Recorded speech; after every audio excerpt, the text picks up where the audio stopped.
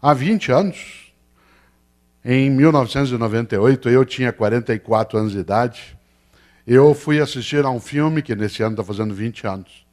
Um filme que talvez quem tem mais idade que tenha assistido, chamado O Resgate do Soldado Ryan.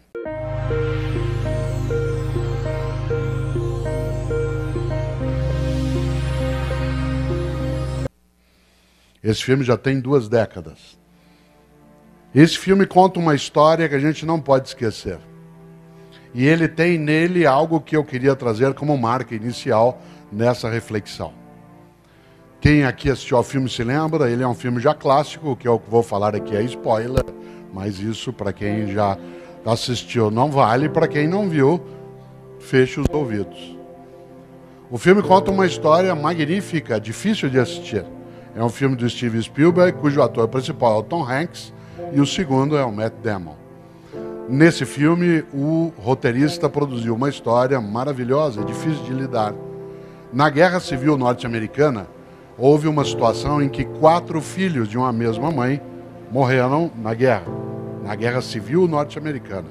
E como 3 deles haviam sido mortos durante o combate, as forças de direção trouxeram o 4º filho para que ele não fosse também morto e a família não ficasse sem nenhum dos seus. Ele não o fez. O roteirista do filme O Resgate do Soldado Ryan leu essa história porque viu um dia o túmulo deles e resolveu passar a história para a Segunda Guerra Mundial. E a história, portanto, do filme O Resgate do Soldado Ryan se dá na Segunda Guerra Mundial com uma missão.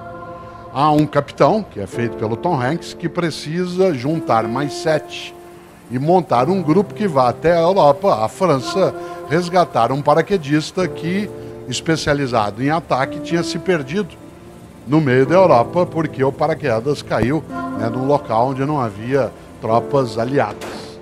É necessário que ele vá ser resgatado por comando do General Patton. O General Patton determinara que famílias em que havia vários filhos, quando alguns deles tivessem morrido, aquele que sobrevivesse deveria ser levado para casa. Isso é real. No caso, a história não é real em relação à Segunda Guerra, mas em relação a esta autorização, sim. E o filme se dá exatamente com a organização de um grupo de 8 pessoas que desembarca na Normandia, exatamente em 1944, no famoso dia D. Os primeiros 20 minutos desse filme, para quem não gosta de cinema realista, não deve ser visto, porque você tem que ficar de olhos fechados. Ele é absolutamente nada romântico com a ideia de guerra, de arma, de sangue. É uma coisa fortíssima. E eles entram na Europa em busca de um rapaz chamado Ryan, que precisa ser levado para casa. Dá para você imaginar como a história se desenrola. Isto é, achar um paraquedista de uma tropa norte-americana perdida na Europa em meio a uma guerra, ainda mais sem aqueles meios digitais que o Pedro tanto aprecia, um pouco mais complicado. E é curioso porque eles vão pouco a pouco, vários deles vão morrendo para chegar até o soldado e o encontram. E ele se recusa a ir para casa, ele não quer, ele quer continuar em combate, ele acha que é um dever e uma missão dele continuar no combate. Mas vários morrem para que ele possa ser salvo. E uma cena inacreditável, dificílima de lidar, é a cena quase final, em que o capitão, feito pelo Tom Hanks, ele está morrendo, porque ele enfrenta um tanque dos nazistas. E ele perece exatamente nesse combate. Pouco antes de morrer, enquanto ele está deitado, encostado numa mureta, quase já no final, o Ryan vai até ele. O jovem de 18 anos vai até ele e o capitão, segura o Ryan pela gola do uniforme, olha para ele um pouco antes de morrer e diz: faça por merecer. Faça por merecer. E o filme vai até o final com algo fortíssimo, que é o Ryan, já idoso, no cemitério visitando o túmulo do capitão. Enquanto ele está orando pelo capitão, a família dele está mais à distância, ele já bastante idoso, ele termina, ele dialoga com o capitão, agradecendo, claro, com o túmulo, faz continência e chama a esposa dele, que vem pouco a pouco, ele segura na mão dela e pergunta: eu fiz por merecer?